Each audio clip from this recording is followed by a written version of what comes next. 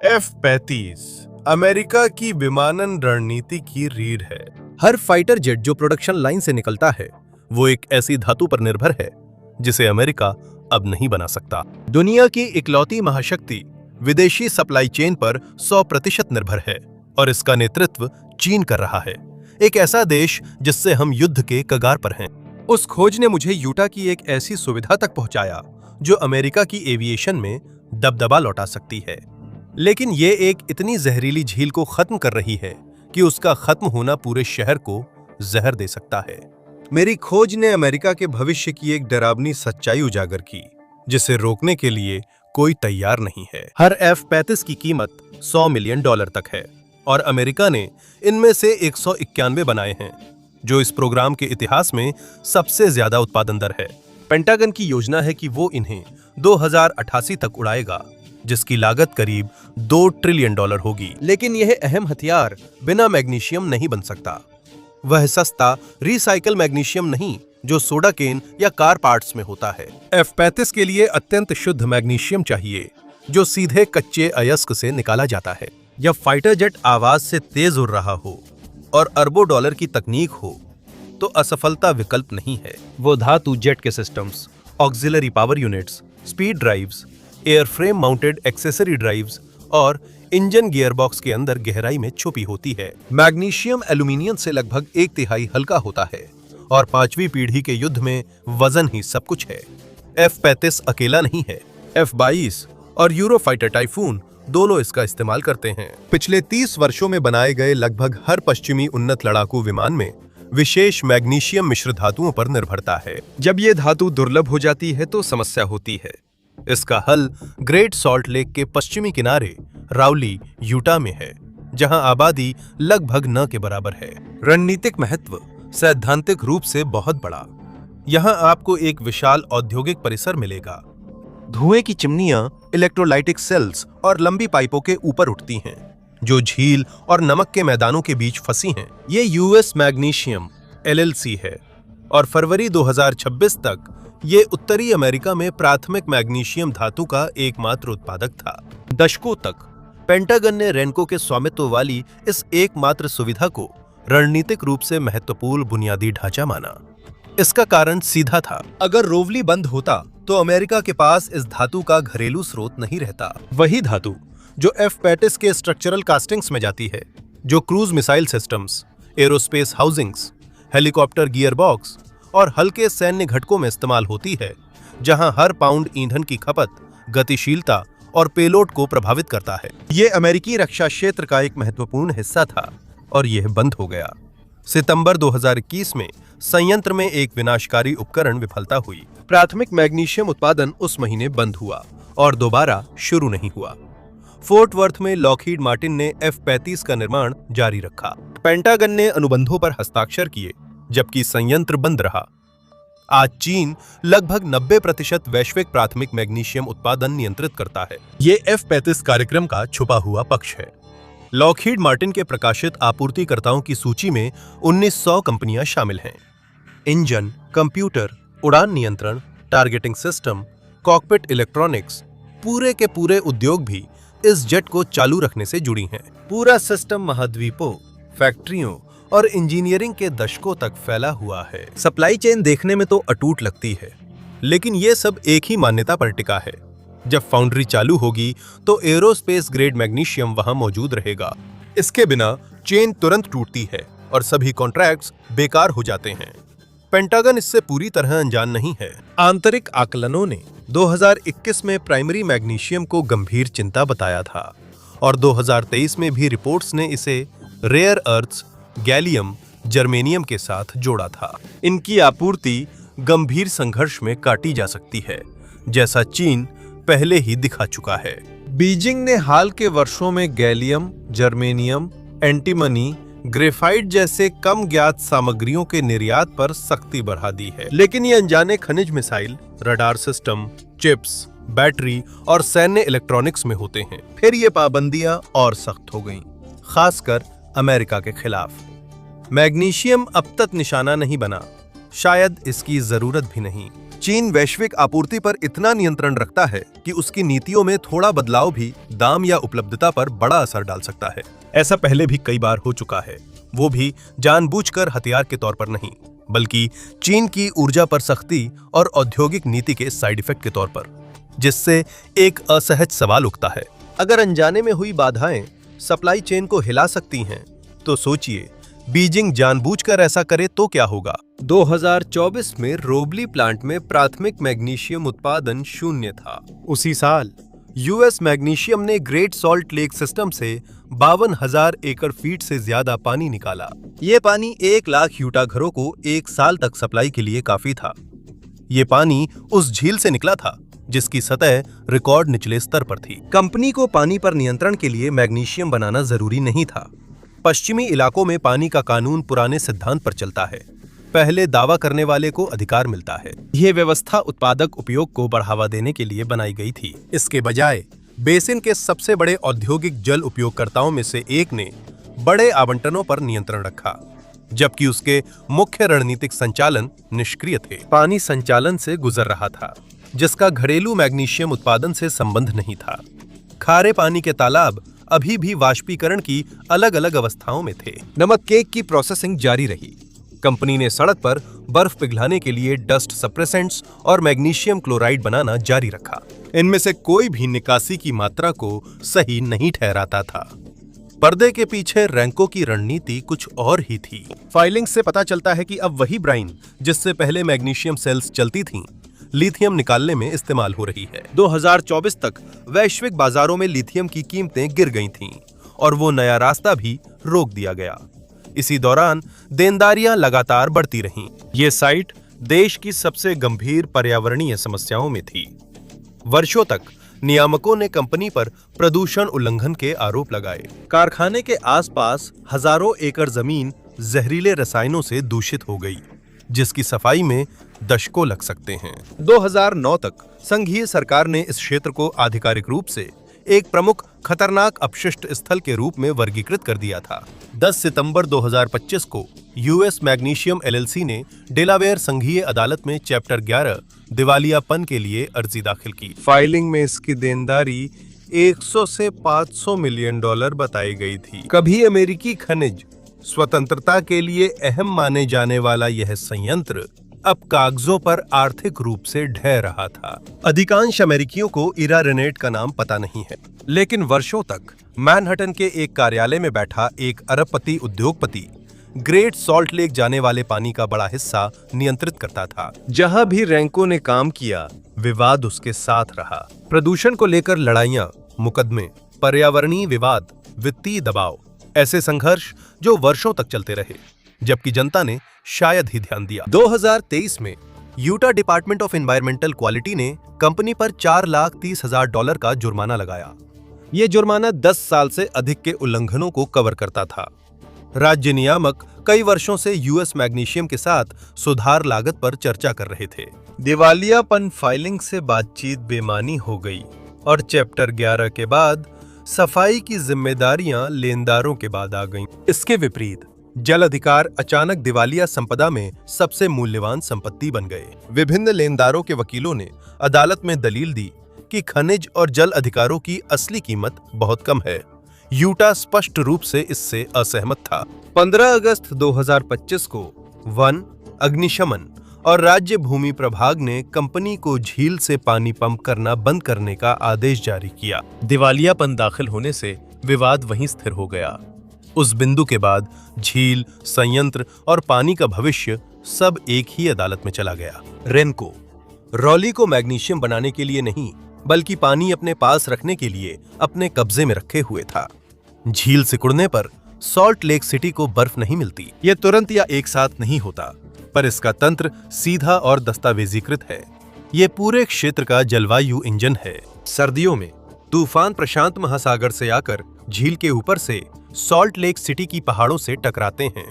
ठंडी हवा जब गर्म पानी के ऊपर से गुजरती है तो नमी लेकर वासाच रेंज पर बर्फ गिरा देती है, जो इस क्षेत्र की जलापूर्ति बनती है। ये जलाशयों, खेतों और शहरों को पानी देकर उत्तरी यूटा को गर्मियों में जीवित रखता है। और अगर झील सिकुड़ती रही तो ये प्रणाली टूटने लगती है।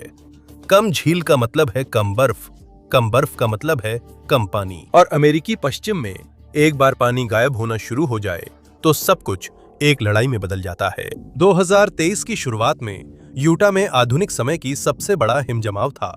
हर कोई उम्मीद कर रहा था कि सारी पिघली हुई बर्फ का पानी स्थानीय नदियों में बह जाएगा और वहां से वो सीधे ग्रेट सॉल्ट लेक में जा गिरेगा। झील को संकट के स्तर से ऊपर उठ जाना चाहिए था, लेकिन ऐसा नहीं हुआ।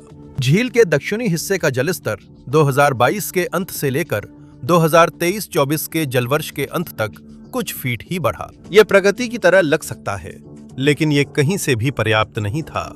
तो असल में बर्फ गई कहां? जमीन में। 20 साल के सूखे ने जलग्रहण क्षेत्र को स्पंज जैसा बना दिया था। जब बर्फ पिघली, मिट्टी ने पानी सोख लिया, इससे पहले कि वो नदी या नाले तक पहुंचे। शोधकर्ता इसे मिट्टी की नमी की कमी कहते हैं। ये कहने का एक नरम तरीका है कि मिट्टी इतनी प्यासी थी कि उसने झील की जीवन रेखा छीन ली। ये बिल्कुल वैसे है जैसे तपती फटी मिट्टी पर पानी डालें और उसका ज्यादातर हिस्सा गायब हो जाए। जल विज्ञान विशेषज्ञों ने चेतावनी दी कि यह व्याख्या केवल एक अस्थायी प्रभाव के रूप में ही समझ में आती है। 2025 की वसंत ऋतु तक उत्तरी यूटा में मिट्टी की परत आखिरकार पूरी तरह से संतृप्त हो गई थी। जल विज्ञान विशेषज्ञों को उम्मीद थी कि अगला रन ऑफ चक्र वास्तव में झील तक पहुंचेगा। इसके बजाय झील लगातार घटती रही। मार्च 2026 तक यूटा का हिमपात यह अब तक का सबसे कम रिकॉर्ड था। बेसिन बाकी कहानी बताता है। ग्रेट सॉल्ट लेक को वही पानी मिलता है जिसे और कोई नहीं लेता। झील सिस्टम के आखिरी छोर पर है। हर कस्बा, खेत, जलाशय और पाइपलाइन पहले ऊपर से पानी ले लेते हैं। जब नदियां झील तक पहुंचती हैं, तब सिर्फ वही बचता है जो कोई नहीं चाहता। सूखे में तो कुछ भी नहीं बचता। लगभग हर खबर में झील की स्थिति के लिए कृषि को दोषी बताया जाता है। अल्फाल्फा, घास के किसान और पशुपालन वाले लोग ऊपर के पानी के मुख्य उपभोक्ता हैं। ये बात सही है, लेकिन इसमें बहुत कुछ छूट जाता है। कैश काउंटी के किसानों को 80 मील नीचे झील के सूखने के लिए दोषी ठहराना कुछ ज्यादा ही है। बर्फ की परत ने झील को एक और मौका देना चाहिए था।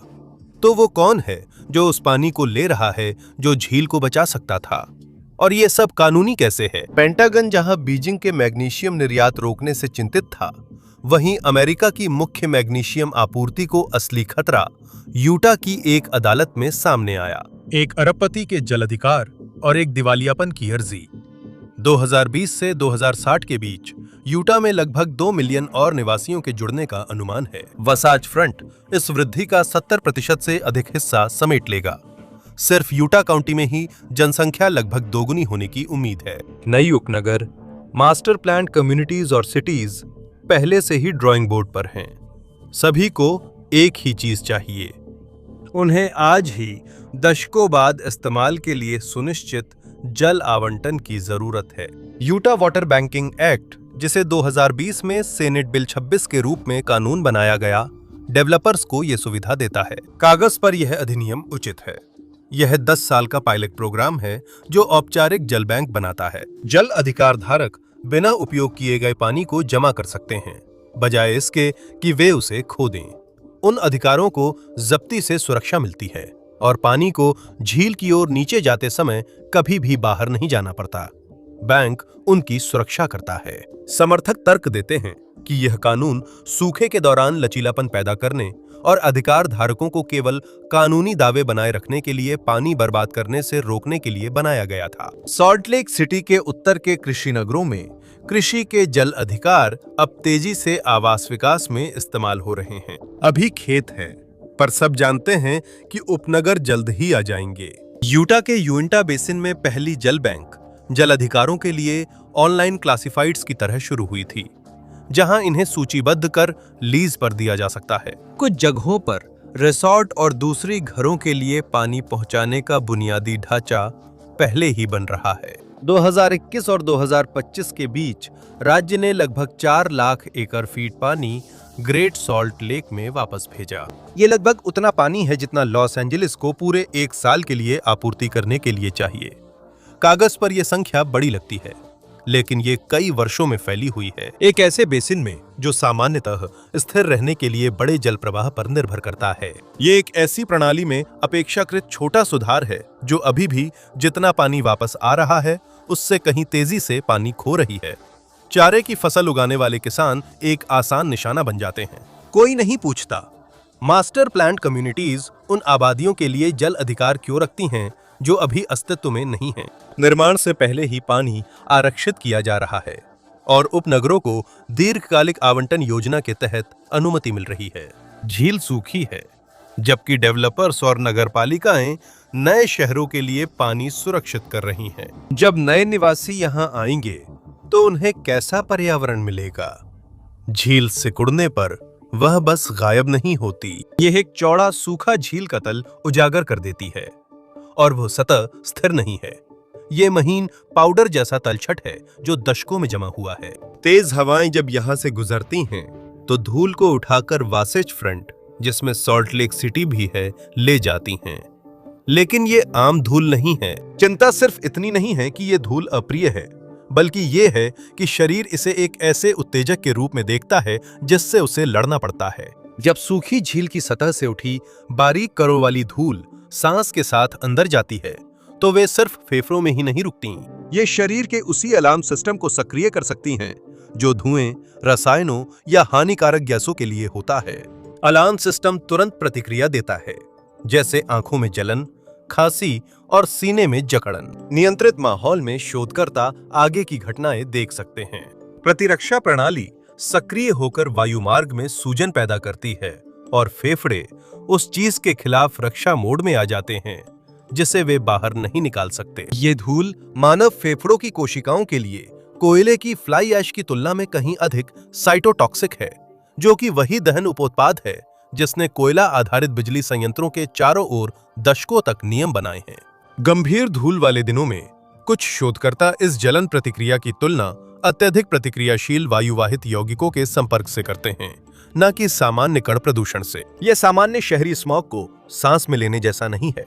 अध्ययनों से पता चला है कि तलछट में आर्सेनिक, यूरेनियम और लिथियम जैसे सूक्ष्म मात्रा वाली धातुएं फंसी हुई हैं। जब वह धूल हवा के साथ उठती है तो वह हमेशा बाहर ही नहीं रहती, ये घाटी, कारों, मिट्टी और पिछवाड़े के बगीचों में भी जम जाती है।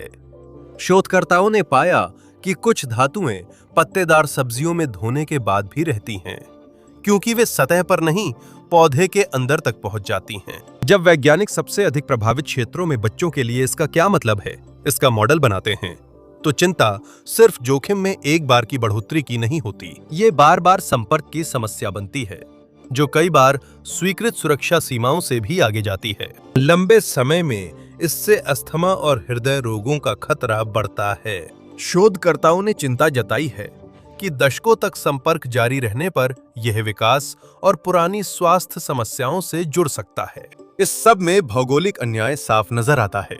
झील की तलछट ने इन धातुओं को एक सदी से भी ज्यादा समय तक जमा किया। स्रोतों में बिंघम कैनियन, तांबा खनन से निकलने वाला अप्पा, क्षेत्र भर से स्मेल्टर उत्सर्जन, कृषि कीटनाशकों का बहाव और कोयला आधारित बिजली संयंत्रों से वायुमंडलीय जमाव शामिल हैं। जैसे जैसे झील पीछे हट रही है, ये औद्योगिक पश्चिम के रासायनिक इतिहास को धीरे धीरे उजागर कर रही है। वे रसायन सीधे हवा की दिशा में नीचे रहने वालों तक पहुंचते हैं। पूर्वी बेंच पर अमीर पहाड़ी उपनगरों में यह थोड़ा कम पहुंचता है, मुख्य रूप से ऊंचाई और प्रचलित हवा की दिशा के कारण। घाटी का पश्चिमी भाग पूरी तरह धूल से ढका है। इसमें ऐतिहासिक रूप से श्रमिक वर्ग के मोहल्ले, एक 15 के औद्योगिक गलियारे की सेवा करने वाले स्कूल और बाहरी वेयरहाउस जिले शामिल हैं। यहाँ जो हो रहा है उसका सबसे करीबी उदाहरण कुछ 100 मील दक्षिण पश्चिम में है। लॉस एंजलिस ने 20वीं सदी की शुरुआत में अपनी एक्वाडक्ट के लिए ओवंस झील को पूरी तरह सुखा दिया था। उसकी झील की तली अमेरिका में PM10 वायु प्रदूषण का सबसे बड़ा स्रोत बन गई। लॉस एंजलिस जल और विद्युत विभाग को धूल नियंत्रण में $2.5 अरब से ज्यादा खर्च करना पड़ा। यही स्थिति अब यूटा के सामने है और कई पर्यावरण वैज्ञानिक ओवंस झील का हवाला देते हैं, जो ग्रेट सॉल्ट लेक के आसपास लंबे समय तक संपर्क में रहने का सबसे नजदीकी आधुनिक उदाहरण है। धूल की छाया में रहने वाली आबादी भी कई गुना ज्यादा है। सॉल्ट लेक मेट्रो क्षेत्र में 12 लाख लोगों का एक शहर मौजूदा हालात में खतरे में है। स्वास्थ्य शोधकर्ता चेताते हैं कि धूल संपर्क बढ़ने से तेज हवाओं के बड़े दौर में रोजमर्रा की जिंदगी पर ज्यादा असर पड़ सकता है। अस्पताल इसे जानते हैं और बाल रोग विशेषज्ञ, स्कूल, जिले और यूटा के विधायक भी। धूल को संपत्ति की सीमाओं या स्कूल की हदों से कोई फर्क नहीं पड़ता, हवा सबको बराबर कर देती है। गंभीर दिनों में पूरा वासाच फ्रंट एक साथ एक ही क्षेत्रीय वायु प्रदूषण की घटना का सामना कर सकता है। अगर शहर की हवा में सांस लेना एक गंभीर चिकित्सकीय मामला बन जाए और जहरीले तत्व खाद्य श्रृंखला के जरिए उन घरों तक पहुंच जाएं जो बाहर से पूरी तरह सुरक्षित दिखते हैं, तो समस्या का स्तर अब सिर्फ यूटा की समस्या नहीं रह जाता, ये वैश्विक बनने लगती है। ग्रेट सॉल्ट लेक में आर्टेमिया फ्रांसिस्काना या ब्राइन श्रिम्प नामक जीव रहता है, जो पृथ्वी पर लगभग हर व्यावसायिक रूप से पाली जाने वाली मछली और झींगा प्रजाति के लिए एकमात्र उपयुक्त प्रारंभिक आहार है। वह झील ग्रेट सॉल्ट लेक है।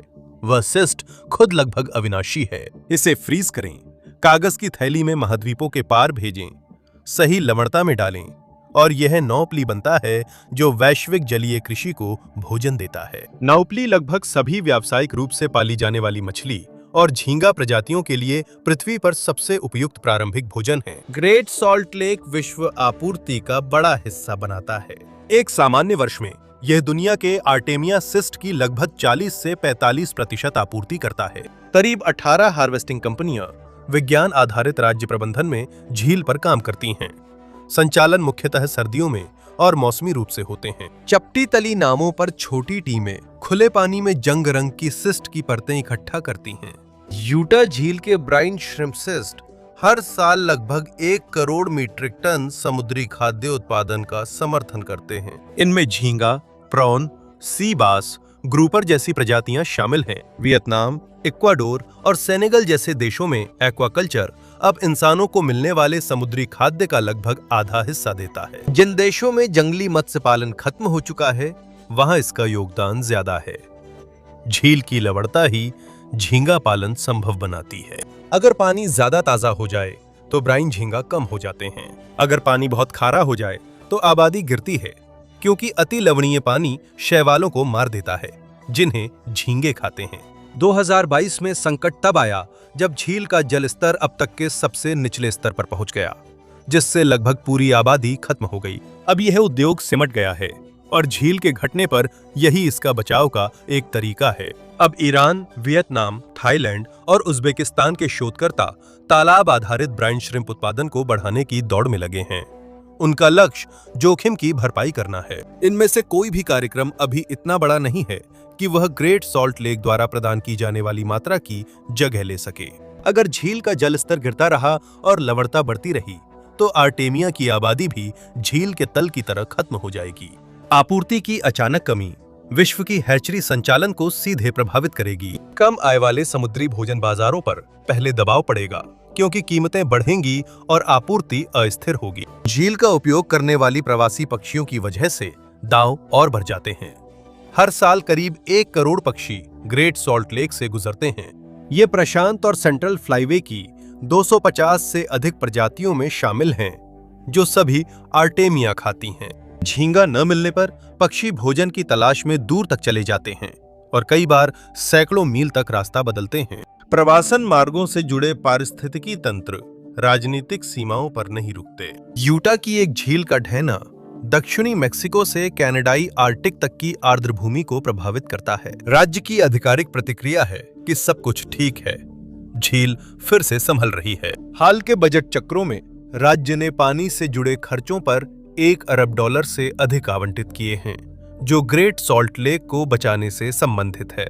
Great Salt Lake commissioner Brian Street कुछ सफलताओं का जिक्र करते हैं, जैसे अनुकूली बर्म प्रबंधन से साउथ हार्म में लवणता स्थिर रखना। Utah dust observation and research network का विस्तार हुआ है और सितंबर 2025 में नया लेक बेसिन चार्टर साइन किया गया। कागजों पर यह असली प्रगति दिखती है। कागजों पर असली जिंदगी एक अलग कहानी बताती है। जो राशि झील की बहाली पर होने वाला खर्च के रूप में बताई जाती है, उसका एक बड़ा हिस्सा वास्तव में जल अवसंरचना के अनुकूलन में जाता है। इस सूची में नई पाइपलाइन, ट्रीटमेंट प्लांट, भंडारण, दक्षता सुधार और जल प्रेषण प्रणालियां शामिल हैं। हर परियोजना को संरक्षण के रूप में दिखाया जाता है। एक सीमित तकनीकी अर्थ में बेहतर जल वितरण के माध्यम से बचाई गई हर बूंद झील तक जा सकती है। आलोचक तर्क देते हैं कि बड़ा मुद्दा यह है कि जब सिस्टम के अन्य हिस्सों में मांग बढ़ती है तो संरक्षित पानी आखिरकार कहां आवंटित होता है। इंफ्रास्ट्रक्चर झील के ऊपर की ओर स्थित है, विकास इंफ्रास्ट्रक्चर के डाउनस्ट्रीम हिस्से में है। अभी यह स्पष्ट नहीं है कि संरक्षित पानी का कितना भाग स्थायी रूप से झील तक पहुंचता है और कितना भविष्य के विकास की जरूरतों में खप जाता है। यूटा ने ग्रेट सॉल्ट लेक को स्थिर करने के लिए अरबों खर्च किए हैं और हां, कुछ पानी वापस आया है, कई वर्षों में कुछ लाख एकड़ फीट, लेकिन झील का संतुलन स्तर उससे कहीं दूर है। इसे हर साल सिर्फ सिकुड़ना रोकने के लिए इतना पानी चाहिए, लेकिन आक्रामक प्रयास भी अंतर नहीं भर पाते, सिर्फ गिरावट धीमी करते हैं। यही चीजें राजनीतिक रूप से सुविधाजनक हो जाती हैं। राज्य वास्तव में झील में लौट रहे पानी की ओर इशारा कर सकता है। डेवलपर्स और बढ़ती आबादी को नए घरों व विस्तार के लिए पानी मिल सकता है। सभी को सफलता का एक रूप मिलता है जो सुर्खियों में अच्छा दिखता है, लेकिन झील सिर्फ एक ही चीज पर प्रतिक्रिया करती है, कुल कितना पानी अंदर आता है और कितना बाहर जाता है। यही पैटर्न सबसे छोटे स्तर पर भी दोहराया जाता है। नॉर्दर्न यूटा काउंटी में नई पाइपलाइन को कुशल बताया गया है, जो बर्बादी घटाती है, आपूर्ति सुधारती है और पर्यावरण के लिए फायदेमंद लगती है। लेकिन जो पानी मुक्त होता है उसे दक्षिण के तेजी से बढ़ते उपनगरों में मोड़ दिया जाता है। ट्रीटमेंट प्लांट का अपग्रेड भी ऐसे ही पेश किया जाता है। अधिक क्षमता, बेहतर इंफ्रास्ट्रक्चर, संसाधनों का समझदारी से उपयोग, लेकिन वह अतिरिक्त क्षमता खाली नहीं रहती, ये बस और अधिक हाउसिंग के लिए मंजूरी में बदल जाती है। तो कागजों पर सब कुछ सही दिखता है, हर प्रोजेक्ट दक्षता को बेहतर बनाता है, हर रिपोर्ट अनुपालन दिखाती है, हर घोषणा प्रगति का संकेत देती है। जब आप दूर से देखते हैं तो झील का जल स्तर गिरता रहता है, क्योंकि सिस्टम ऐसा है कि हर फैसला जीत लगता है, जबकि कुल परिणाम विपरीत दिशा में जाता है। हर आधिकारिक बचाव प्रयास बुनियादी समस्या को और भी खराब बना रहा है। अब ये संकट केवल एक पूर्वानुमान नहीं, बल्कि राजनीतिक वास्तविकता बन चुका है। तो जब विकल्प को अब और टाला नहीं जा सकता, तब राज्य वास्तव में क्या करता है और शतरंज की बिसात पर आखिरकार किस मोहरे की बलि दी जाती है। जनवरी 2026 के अंत में डेलावेयर की एक दिवालियापन अदालत में संयुक्त राज्य अमेरिका ने प्राथमिक मैग्नीशियम में अपनी आत्मनिर्भरता छोड़ दी, या कम से कम इसने देश की बची हुई घरेलू प्रमुख मैग्नीशियम क्षमता को काफी हद तक घटा दिया। ये सौदा ऐसे हुआ कि लगभग किसी ने ध्यान नहीं दिया। यूटा ने दिवालिया राल्स्टन संयंत्र की संपत्तियों के लिए $30 मिलियन की बोली लगाई। इसकी बोली Utah division of forestry, fire and state lands ने लगाई थी। ये एक राज्य एजेंसी है, ना कि कोई निजी खरीदार, रक्षा ठेकेदार या मैग्नीशियम उत्पादक। शुरुआत में यूटा को लिमैग होल्डिंग्स ने हराया, जो रैंको ग्रुप से जुड़ी कंपनी है। लिमैग स्पष्ट रूप से चाहता था कि जल अधिकार रैंको के तहत ही रहें। अधिकांश पर्यवेक्षकों को लगता था कि उसकी जीत पर खनिज संचालन किसी रूप में चलता रहता। यूटा ने लिमैग से कई बार बोली लगाई, लेकिन लिमैग ने प्रस्ताव मानने से इनकार कर दिया। एक संघीय दिवालियापन न्यायाधीश ने 5 फरवरी 2026 को खरीद समझौते पर मंजूरी दे दी। यूटा ने पूरे संयंत्र के बुनियादी ढांचे, आसपास की जमीन और खनिज पट्टों का अधिग्रहण कर लिया, लेकिन सबसे बड़ा हिस्सा था जल अधिकार। वही आखिरी हिस्सा असली इनाम था, जो सबसे अहम था। गवर्नर स्पेंसर कॉक्स ने इसे यूटा के भविष्य में समझदारी से निवेश बताया। राज्य ने यूएस मैग्नीशियम को सुधारने नहीं, बल्कि बंद करने के लिए खरीदा। रॉलिस्टन में प्राथमिक मैग्नीशियम संचालन स्थायी रूप से बंद होगा और जगह की सफाई होगी। उस सफाई के पीछे क्लोरीन, डाइऑक्सिन और पीसीबी प्रदूषण की एक पीढ़ी है, जिसके खिलाफ रैंको ने अदालत में दशकों तक लड़ाई लड़ी थी। वे जल अधिकार ग्रेट सॉल्ट लेक में भेजे जाएंगे, जिससे झील का स्तर बढ़ेगा, धूल कम होगी और ब्राइन झींगों की रक्षा होगी, और ये सॉल्ट लेक सिटी के नीचे टिकती जहरीली घड़ी को धीमा कर देगा। जैसा कि एक यूटा विधायक ने कहा, यह सौदा झील के लिए $30 मिलियन की प्रतिबद्धता थी। इसका प्रभाव नजरअंदाज करना मुश्किल है। यूटा ने उत्तर अमेरिका में घरेलू प्राथमिक मैग्नीशियम उत्पादन खत्म करने पर करोड़ों डॉलर खर्च किए हैं। संघीय नियामकों और दिवालियापन अधिकारियों ने बिना हस्तक्षेप इस हस्तांतरण को होने दिया। अब चीन वो धातु आपूर्ति करता है जो F-35 castings, Tomahawk missile bodies और सॉलिड रॉकेट मोटर्स में इस्तेमाल होती है। वही धातु ऑटोमोटिव डाई कास्टिंग्स और रक्षा एवं एरोस्पेस की कई अन्य अनुप्रयोगों में भी इस्तेमाल होती है। इस पैमाने पर मुकाबला करने के लिए कोई व्यावहारिक अमेरिकी विकल्प नहीं है। शेष घरेलू क्षमता वास्तव में दिवालियापन और जल अधिकारों के लेन देन के कारण समाप्त हो गई, न कि सैन्य संघर्ष या औपचारिक व्यापार नीति के कारण। इसकी कीमत थी एक शहर को सांस लेने लायक और एक झील को जीवित रखने का मौका। अब डिफेंस लॉजिस्टिक्स एजेंसी के पास दो अप्रिय विकल्प हैं। पहला विकल्प है पर्याप्त आयातित मैग्नीशियम संग्रहित करना ताकि भविष्य में चीनी निर्यात प्रतिबंध का सामना किया जा सके। यही तर्क स्ट्रैटेजिक पेट्रोलियम रिजर्व भी तेल संकट से बचाव के लिए अपनाता है। दूसरा विकल्प है मित्रवत द्वितीयक आपूर्तिकर्ता ढूंढना, लेकिन इसके लिए कोई समय सीमा नहीं है। रैली द्वारा पहले दी गई मात्रा जितना मैग्नीशियम कोई मित्र राष्ट्र प्रमुख रूप से नहीं बनाता। एक बड़ा मैग्नीशियम संयंत्र बनाने और एरोस्पेस मिश्र धातुओं के लिए योग्य करने में करीब 1 दशक लग जाता है। F-35 उत्पादन लाइन तब तक चीनी धातु पर चलती रहेगी। अब ग्रेट सॉल्ट लेक में लौट रहा पानी उसकी गिरावट को धीमा करने के लिए जरूरी मात्रा का सिर्फ 20% है। ये पूरी तरह ठीक करने के लिए काफी नहीं, पर बदलाव लाने के लिए पर्याप्त है। साथ ही पुराने औद्योगिक स्थल से जुड़ी पर्यावरणीय सफाई कभी भी सस्ती नहीं होने वाली थी। अनुमानों के अनुसार दीर्घकालिक पर्यावरणीय सफाई जोड़ने पर लागत $100 मिलियन से ज्यादा हो जाती है। फिर भी ये बिल चुकाना जरूरी था।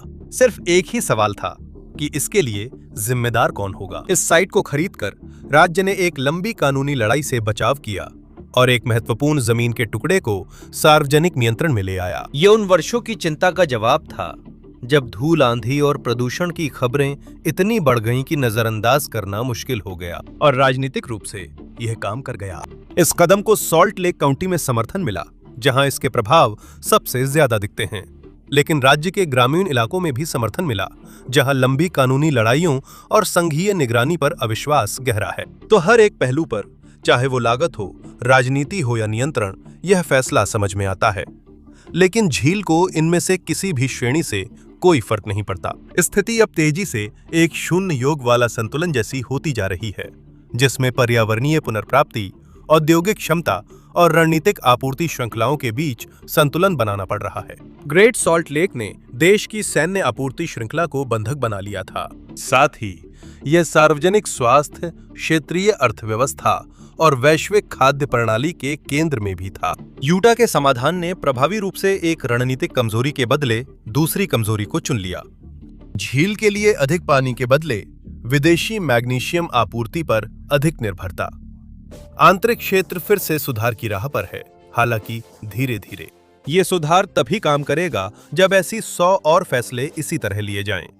F-35 उड़ता रहेगा जब तक बीजिंग अपना रास्ता नहीं बदलता। अगर प्राथमिक मैग्नीशियम का निर्यात रणनीतिक रूप से सीमित हुआ, तो यह रणनीतिक आकलन तुरंत बदल जाएगी। राज्य अधिकारी, पर्यावरण समर्थक और रक्षा विश्लेषक अब सभी एक सीमित होते जा रहे समझौतों के दायरे में काम कर रहे हैं। आने वाला दशक शायद स्पष्ट जीतों से कम और कठिन समझौतों से ज्यादा पहचाना जाएगा, और उम्मीद है कि अगला फिरौती नोट तब तक न आए जब तक झील को संभलने का वक्त न मिल जाए। दशकों तक ग्रेट सॉल्ट लेक नक्शे पर बस एक क्षेत्रीय विशेषता जैसी दिखती थी। यूटा अब जो जान रहा है वो ये है कि झील कहीं ज्यादा प्रणालियों से जुड़ी हुई थी, पर्यावरणीय, औद्योगिक और भू राजनीतिक, जितना शायद किसी ने सोचा भी नहीं था। आज मेरे साथ जुड़ने के लिए धन्यवाद। मुझे उम्मीद है कि आपको वीडियो पसंद आया होगा, और अगर आप ऐसे और वीडियो देखना चाहते हैं तो कृपया सब्सक्राइब करें और नोटिफिकेशन चालू करें। इससे वाकई फर्क पड़ता है। फिर से धन्यवाद। अगली बार मैक पैक पर मिलेंगे।